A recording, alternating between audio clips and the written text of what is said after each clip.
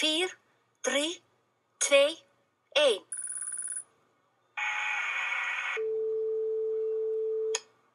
Als jullie me zoeken, dan zit ik in de kantine met de banenkrant. Waar is die sonde? Volgens mij hebben we een technisch probleempje. Witte rook uit je magnetron is een technisch probleempje.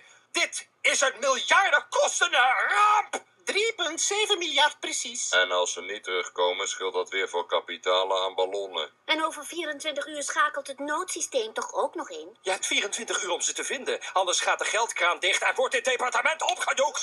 Dan krijg je geen cent meer. Dan is er zelfs geen geld meer voor de balpen in je borstzakje. Jij monster. En daarnaast, Wubbel Okkels geeft hier geen lezingen meer.